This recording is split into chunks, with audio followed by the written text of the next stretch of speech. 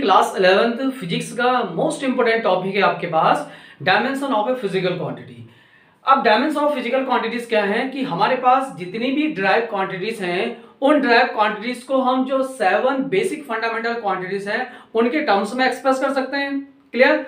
तो 7 basic fundamental quantities हैं उनके टर्म्स में अगर हम किसी भी ड्राइव क्वांटिटीज को एक्सप्रेस करते हैं तो उन बेसिक फंडामेंटल क्वांटिटीज की जो पावर होगी उसी पावर को बोलते हैं dimension of a physical quantity.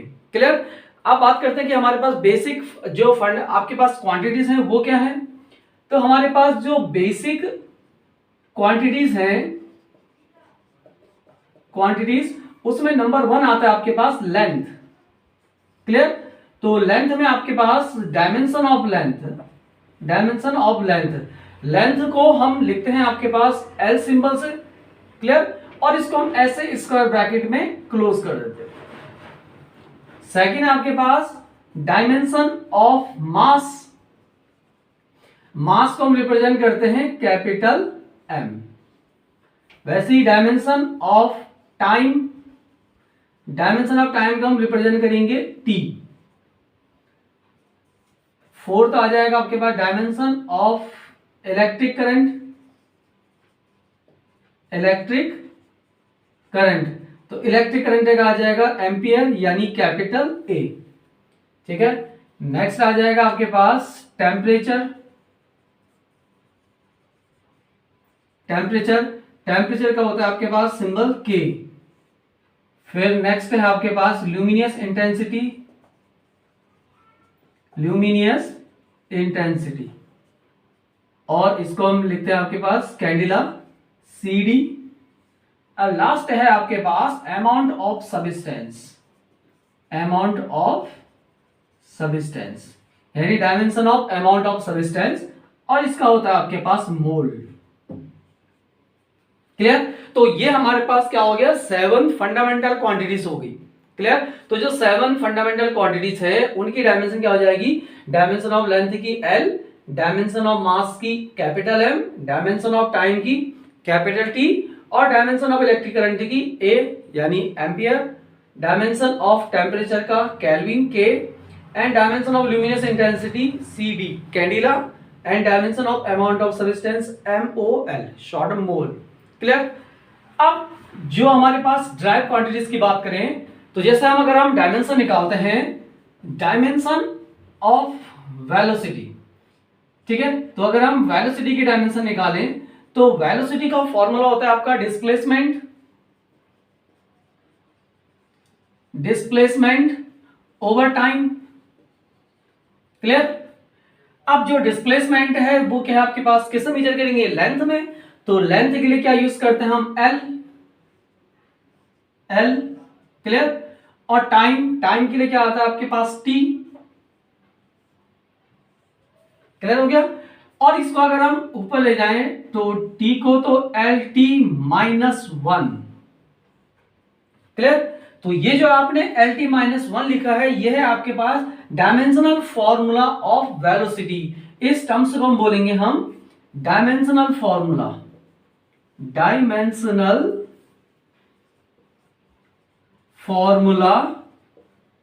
For velocity. तो ये वेलोसिटी के लिए क्या हो गया, डायमेंशनल फॉर्मूला। अब जो वेलोसिटी है उसका सिंबल क्या होता है जनरली v। तो अगर हम v को इस तरह से दिखाएं, ये आपका v है, इसको भी अगर हम स्क्वायर ब्रैकेट में दिखाएं कुछ इस तरह का, तो ये जो आपको इक्वेशन मिल गई ये पूरा, इस पूरे को हम बोलते हैं डायमेंशनल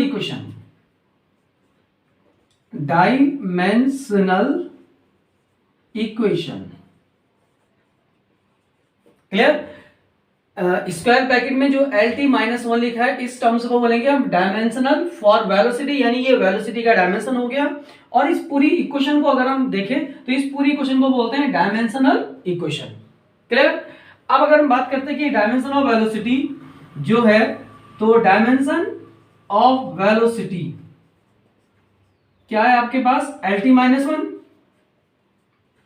इसमें अगर हम बात करते हैं तो जो आपके पास ये L की पावर कितनी है यहाँ पे 1, तो हम बोलेंगे 1 डायमेंशन ऑफ लेंथ, यानी जो वेलोसिटी है वो लेंथ की वन डायमेंशन पे डिपेंड कर रहा है, वैसे टाइम का -1 डायमेंशन ऑफ टाइम। क्लियर? तो डायमेंशन का मीनिंग हुआ कि जो आपके पास 7 बेसिक फंडामेंटल क्वांटिटीज हैं, जो आपके पास, अगर हम वेलोसिटी की बात करें तो ये वेलोसिटी का है LT-1, तो L की पावर जो है यही क्या दिखाता है आपके पास, डायमेंशन को।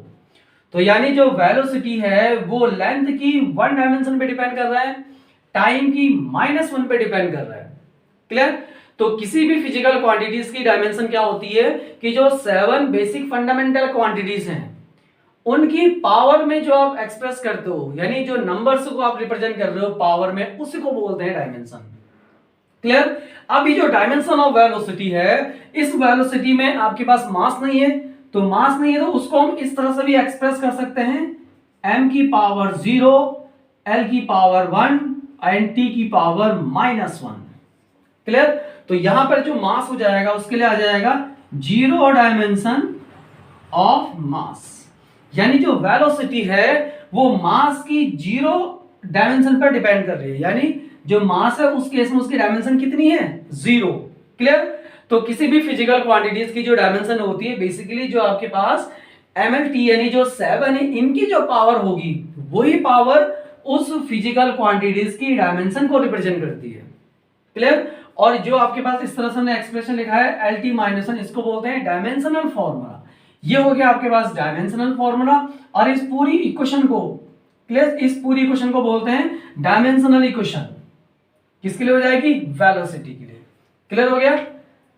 तो ये तो आपके पास डायमेंशन हो गई। अब हम इसकी बेस पर और भी निकाल सकते हैं, जैसे अगर हम बात करते हैं एरिया की। क्लियर? तो एरिया, किसी भी फिजिकल क्वांटिटीज की डायमेंशन निकालने के लिए उस फिजिकल क्वांटिटीज की फॉर्मूला पता होना चाहिए। क्लियर? अब एरिया का फॉर्मूला होता है लेंथ इनटू ब्रेथ। क्लियर? तो डायमेंशनल फॉर्मूला फॉर एरिया, तो एरिया का डायमेंशनल फॉर्मूला क्या आ जाएगा, लेंथ। अब लेंथ का जो आप मेजर करेंगे वो लेंथ का डायरेक्ट क्या है आपके पास, L। क्लियर? इनटू ब्रेथ क्या आपके, ये भी लेंथ ही है, तो इसके लिए भी क्या हम यूज करेंगे आप, L। तो ये हो जाएगा आपके पास L², यानी आपके पास जो एरिया है वो एरिया लेंथ की, जो एरिया है वो लेंथ की 2 डायमेंशन पर डिपेंड कर रहा है, यानी 2 डायमेंशन ऑफ लेंथ की 2 डायमेंशन डिपेंड कर रहा है। बाकी m नहीं है और t नहीं है, तो उनके लिए क्या हो जाएगा, 0 0। तो इसको दिखाना कोई नेसेसरी नहीं है, जिसकी पावर्स आपके पास 0 होंगी उसको दिखाना नेसेसरी नहीं है।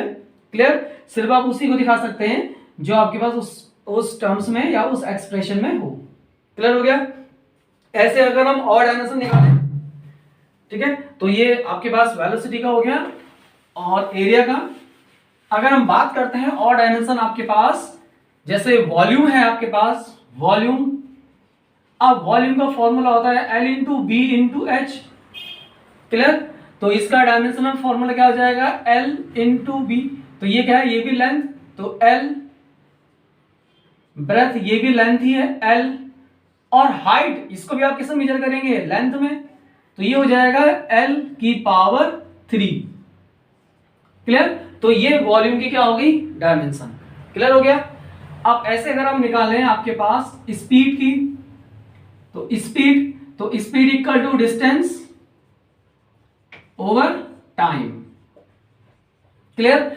अब डिस्टेंस को भी आप किससे मेजर करेंगे, यानी लेंथ में, तो इसके लिए भी क्या आ जाएगा, L और टाइम का T।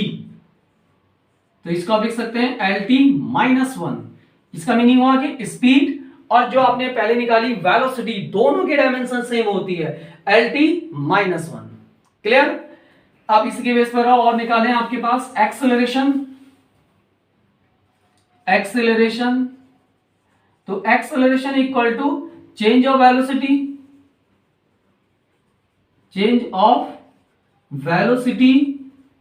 Over time. क्लियर? या इसको आप ये भी लिख सकते हैं del V over del T, change of velocity with time. अब चेंज ऑफ वेलोसिटी की डायमेंशन अभी आपने निकाली LT-1। क्लियर? तो L T minus one over नीचे क्या आपके पास टाइम यानी टी। क्लियर? तो एल टी माइनस वन और टी की पावर माइनस वन। क्लियर? और टी माइनस वन ये हो जाएगा आपके पास एल टी माइनस टू। ये आपके पास एक्सेलरेशन की डायमेंशन हो गई। क्लियर? अब इसके बाद अगर हम निकालें फोर्स का, तो फोर्स का formula mass into acceleration. Clear? Mass के लिए यूज करते हैं हम m। एक्सेलरेशन का अभी निकाला आपने L T minus one, L T minus to. तो ये हो जाएगा आपके पास m L T minus to. तो ये आपके पास फोर्स का डायमेंशन हो गया। क्लियर? ऐसे आपके पास डायमेंशन आपके पास और निकालें तो जैसे आपके पास डायमेंशन है मोमेंटम की, तो मोमेंटम। क्लियर? तो momentum P equal to mass into velocity M V. ठीक है? मास के लिए आपके पास m और वेलोसिटी का भी निकाला आपने एल टी माइनस वन। तो हो गया आपके पास m L T minus one. ये मोमेंटम का डायमेंशन हो गया। क्लियर? अब निकालें हम वर्क का, तो वर्क का फॉर्मूला होता है फोर्स मल्टीप्लाई डिस्प्लेसमेंट। ठीक है? Work equal to force multiply displacement. तो फोर्स की डायमेंशन अभी निकाली आपने m L T minus two. Clear? और डिस्प्लेसमेंट का हो गया आपके पास l। तो ये जाएगा आपके पास m एल की पावर वन, एल की पावर वन, एल की पावर टू और माइनस टू। तो m L two T minus to, ये आपके पास वर्क की डायमेंशन हो गई। क्लियर? अब हम निकालते हैं एनर्जी की, तो एनर्जी E। अब एनर्जी का कोई भी फॉर्मूला हम निकाल सकते हैं। जैसे एनर्जी का अगर हम निकालें काइनेटिक एनर्जी के टर्म्स में, तो काइनेटिक एनर्जी का फॉर्मूला हाफ mv स्क्वायर। ये हो गया आपके पास काइनेटिक एनर्जी। क्लियर? अब इसका अगर आप डायमेंशन निकालें तो 1/2 क्या है? Numerical value. न्यूमेरिकल वैल्यू की कोई डायमेंशन नहीं आती, सिर्फ किसका आएगा m क्या है? मास। तो मास का m। v क्या है? वेलोसिटी। तो एल टी माइनस वन। आपका स्क्वायर है तो यहां पे आपके पास होल स्क्वायर यहां पे आ जाएगा। क्लियर? अब m, अब ये 2 यहां पावर आ जाएंगी तो l की पावर भी 2 और t की पावर माइनस वन इंटू 2, तो t की पावर माइनस 2। तो m L two T minus to, यानी आपके पास एनर्जी और वर्क दोनों की डायमेंशन आपके पास सेम होती है। क्लियर? अभी जो एनर्जी है इसकी डायमेंशन को अगर आप पोटेंशियल एनर्जी के टर्म्स में निकालें तो वहां से भी निकाल सकते हैं। तो देखिए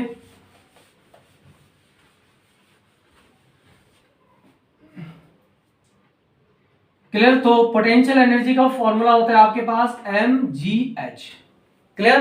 तो m क्या आपके पास? मास के लिए m आ जाएगा। अब जो g है ये है आपके पास एक्सेलरेशन ड्यू टू ग्रेविटी। तो g acceleration due to gravity and simple आपके पास लीनियर एक्सेलरेशन, इन दोनों की डायमेंशन सेम ही होती है। क्लियर? ये एक्सेलरेशन ड्यू टू ग्रेविटी और ये आपके पास एक्सेलरेशन या लीनियर एक्सेलरेशन, तो दोनों की डायमेंशन आपके पास सेम होती है। तो g की डायमेंशन वही जो एक्सेलरेशन का होगा, यानी L T minus to.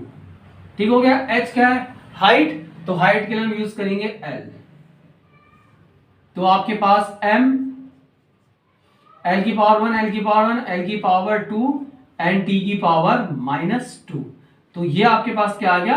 Potential energy. इसका मतलब पोटेंशियल एनर्जी चाहे पोटेंशियल एनर्जी हो चाहे काइनेटिक एनर्जी, दोनों की डायमेंशन सेम ही आएगी। क्लियर? अब इसके बाद हमारे पास और है, जैसे आपके पास प्रेशर। तो pressure equal to force over area, ये आपके पास जनरल फॉर्मूला है। तो प्रेशर इक्वल टू फोर्स की dimension m L T minus two और एरिया की डायमेंशन हमने भी निकाली थी l स्क्वायर। तो ये जाएगा आपके पास m, l की पावर 2 पर आगे माइनस में, तो l की पावर -1 और t की पावर -2। तो m l -1 t -2 ये प्रेशर की हो गई आपके पास। क्लियर? और अगर हम डायमेंशन की बात करें तो आपके पास जैसे यूनिवर्सल ग्रेविटेशन कांस्टेंट, ठीक है, यूनिवर्सल ग्रेविटेशनल कांस्टेंट। क्लियर? तो यूनिवर्सल ग्रेविटेशन कांस्टेंट को रिप्रेजेंट करते हैं हम कैपिटल जी। इसके डायमेंशन निकालने आपको, ठीक है। तो न्यूटन का ग्रेविटेशन फॉर्मूला क्या है? F equal to capital G m1 m2 over r square. यहां पे कैपिटल जी की डायमेंशन निकालनी है, तो कैपिटल जी को यहां पे सेपरेट करिएगा। तो capital G equal to R square F से मल्टीप्लाई हो जाएगा एफ आर स्क्वायर, और m1 m2 क्या आ जाएगा आपके पास अपॉन में।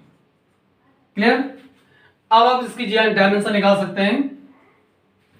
तो अगर हम बात करें इसकी, तो ये फॉर्मूला होता है m1 और m2 और इनकी सेपरेशन डिस्टेंस r, ठीक है। तो F क्या है? फोर्स। फोर्स का m l t -2, r क्या है? दोनों मास का सेपरेशन डिस्टेंस, डिस्टेंस यानी l, तो स्क्वायर, तो l square. m1 first body का मास, m2 सेकंड बॉडी का मास, तो दोनों के लिए mm यूज होगा, ये भी m और ये भी आपके पास m। क्लियर? तो m l की पावर 2 l की पावर 1 यानी l3 t की पावर -2, और mm हो जाएगा m स्क्वायर, ऊपर आगे m की पावर -2। क्लियर? m की पावर -2 m की पावर 1 यानी m की पावर -1, एक सब्ट्रैक्ट हो जाएगा, और l की पावर 3 और t की पावर -2। क्लियर? तो ये आपके पास यूनिवर्सल ग्रेविटेशन कांस्टेंट की डायमेंशन हो गई, m की पावर -1 l की पावर 3 t की पावर -2। डेंसिटी, डेंसिटी का आपके पास मास अपॉन वॉल्यूम, तो मास के लिए आपके पास m और वॉल्यूम का हमने पहले निकाल दिया L3, ठीक है। तो इसका हो जाएगा आपके पास m l की पावर -3, ठीक है। पावर, पावर होता है आपका work over time, rate of doing work is called power. अब वर्क का डायमेंशन में निकाल दिया था m l 2 t -2, ये वर्क, और टाइम का t, तो ये हो जाएगा m l2 t ऊपर आके -1 और -2 t की पावर -3, ठीक है। टॉर्क, टॉर्क आपके पास नया है, ये आगे हम सिलेबस में ही पढ़ेंगे। तो टॉर्क का फॉर्मूला होता है फोर्स मल्टीप्लाई परपेंडिकुलर डिस्टेंस, ये टॉर्क का फॉर्मूला है, फोर्स मल्टीप्लाई परपेंडिकुलर डिस्टेंस। अब फोर्स का m l t -2 और डिस्टेंस का आ जाएगा आपके पास l। क्लियर? तो ये जाएगा आपके पास m l2 t -2।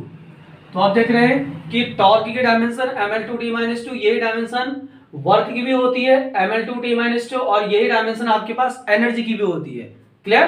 तो इसका मतलब हुआ कि वर्क, एनर्जी और टॉर्क, इन तीनों की डायमेंशन सेम होती है। कितनी? m l2 t -2। क्लियर? तो वर्क, एनर्जी एंड टॉर्क, इन तीनों की डायमेंशन आपके पास सेम है। नेक्स्ट टॉपिक है आपके पास, नेक्स्ट फिजिकल क्वांटिटी है स्ट्रेस। तो स्ट्रेस का फॉर्मूला होता है आपका फोर्स अपॉन एरिया, यानी stress is also pressure. Clear? तो फोर्स का m l t -2 और एरिया का l स्क्वायर,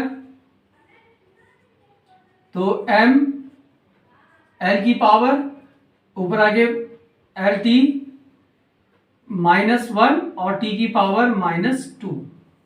क्लियर? तो l2 पावर ऊपर गया -2 और 2 में से 1 गया आपके पास 1, तो m l -1 t -2, ठीक है। नेक्स्ट है स्ट्रेन, ये भी आपके पास सिलेबस में है, ये फिजिकल क्वांटिटी सेकंड बुक में पढ़ेंगे। तो यहां पे इसका फॉर्मूला होता है स्ट्रेन का change in dimension, change in dimension upon original dimension, original dimension. ठीक है, डायमेंशन का मीनिंग यहाँ पे लेंथ से है, तो चेंज इन डायमेंशन यानी चेंज इन लेंथ, तो लेंथ में जो भी चेंजेस होगा उसको भी हम एल से दिखाएंगे, और ओरिजिनल जो लेंथ है वो भी आपका एल, तो दोनों की पावर कैंसिल होकर क्या हो जाएगा 0। तो यानी जो स्ट्रेन है वो क्या है डायमेंशन लेस, इसकी कोई डायमेंशन नहीं है, तो ये हो जाएगा आपके पास डायमेंशन लेस, डायमेंशन लेस। तो स्ट्रेन आपके पास डायमेंशन लेस क्वांटिटी है। ठीक है, स्ट्रेन की कोई डायमेंशन नहीं होती। क्लियर। नेक्स्ट है आपके पास सरफेस टेंशन। तो सरफेस टेंशन ये भी हम सिलेबस में पढ़ेंगे इस फिजिकल क्वांटिटी को। यहां पे इसका फॉर्मूला बता देता हूं। सरफेस टेंशन का फॉर्मूला होता है फोर्स अपॉन लेंथ। क्लियर। तो फोर्स का dimension M L T minus 2 और लेंथ का आपका एल, तो एल से एल कैंसिल, तो एम टी माइनस 2, ये आपके पास सरफेस टेंशन की डायमेंशन आ गई। नेक्स्ट है आपके पास एंगल। एंगल का होता है arc upon radius, arc over radius, angle का फॉर्मूला। अब आर्क को आप किस में मेजर करेंगे लेंथ में ही, तो उसके लिए भी यूज होगा आपके पास एल। क्लियर। और रेडियस वो भी लेंथ है, तो वो भी आपके पास एल, तो एल से एल कैंसिल यानी एल की पावर 0, तो ये भी क्या हो गई डायमेंशन लेस क्वांटिटी। ठीक है, तो एंगल और स्ट्रेन ये दोनों क्या है आपके पास डायमेंशन लेस क्वांटिटी। क्लियर। अब बात करते हैं आगे आपके पास नेक्स्ट है टाइम पीरियड। तो टाइम पीरियड क्या है, अगर हम टाइम पीरियड की डेफिनेशन आपने 9th क्लास से पढ़ी, तो सिंपल पेंडुलम में एक ऑसिलेशन कंप्लीट करने में जितना टाइम लगता है उसी को क्या बोलते हैं टाइम पीरियड। तो टाइम पीरियड क्या है टाइम ही है, तो टाइम का सीधा सीधा क्या होता है आपके पास टी। क्लियर। नेक्स्ट है फ्रीक्वेंसी। अब फ्रीक्वेंसी का अगर आप डेफिनेशन बोले तो number of oscillation complete in 1 second, यानी कोई भी सिंपल पेंडुलम 1 सेकेंड में जितने नंबर ऑफ ऑसिलेशन करता है उसको क्या बोलते हैं हम फ्रीक्वेंसी। और फ्रीक्वेंसी टाइम पीरियड का क्या होता है रेसिप्रोकल, यानी frequency equal to 1 upon time period. Clear. और यानी 1 अपॉन टी, तो ये हो जाएगा टी की पावर -1। क्लियर। नेक्स्ट है आपके पास इलेक्ट्रिक करंट। अब इलेक्ट्रिक करंट का फॉर्मूला होता है I equal to Q upon T, यानी flow of charge per unit time is called आपके पास इलेक्ट्रिक करंट। क्लियर। आपके पास आपके पास जो इलेक्ट्रिक करंट है, इलेक्ट्रिक करंट का हमारे पास डायरेक्ट होता है एम्पियर, तो इसको सीधे सीधा आ जाएगा आपके पास एम्पियर, ये तो आपका सीधा एम्पियर आ जाएगा। क्लियर। लेकिन अगर हम इलेक्ट्रिक करंट की जगह अगर हम चार्ज की निकालते हैं, अगर हम चार्ज का निकालते हैं, ठीक है, इलेक्ट्रिक चार्ज का, तो इलेक्ट्रिक चार्ज का हो जाएगा formula I equal to Q upon T, तो Q equal to I T. Clear. Q equal to I T, तो I क्या आपके पास करंट है यानी एम्पियर का A और टाइम का T, तो ये हो जाएगा आपके पास AT। तो AT आपके पास डायमेंशन हो गया चार्ज का, यानी इलेक्ट्रिक चार्ज का, इलेक्ट्रिक चार्ज का। क्लियर। नेक्स्ट है and very most important resistance. ठीक है। अब रेजिस्टेंस से कैसे निकालेंगे, रेजिस्टेंस को हम निकाल सकते हैं ओम्स लॉ से। ठीक है, तो ohm's law V equal to I R, तो resistance R equal to V over R। Clear. V आपके पास यहाँ पे वोल्टेज और I क्या है करंट। अब करंट का तो आपको पता है क्या एम्पियर। क्लियर। लेकिन V का कैसे निकालें, देखो V का फॉर्मूला हमने 10th क्लास में पढ़ा था, इलेक्ट्रिक पोटेंशियल, तो electric potential V equal to W upon Q। Clear. V equal to W upon Q, तो यहां से आप निकाल देंगे, तो V इक्वल टू W मतलब वर्क की dimension M L2 T minus 2। Clear. Over charge का भी निकाला आपने 80। क्लियर। तो इसको अगर आप सॉल्व कर दें तो M L की पावर 2, T की पावर -2 और A ऊपर आ जाएगा T की पावर -3 और A ऊपर आके हो जाएगा A की पावर -1। ये तो आपके पास V की डायमेंशन आ गई। नीचे क्या है आपके पास I यानी करंट, करंट का सीधा आपके पास A, कैपिटल A। ठीक है, तो इसको अगर आप सॉल्व कर दें तो M L2 T -3 और A ऊपर आके -1 और -1 -2 तो A की पावर -2। तो ये आपके पास रेजिस्टेंस की डायमेंशन होगी ML2 T -3 A -2।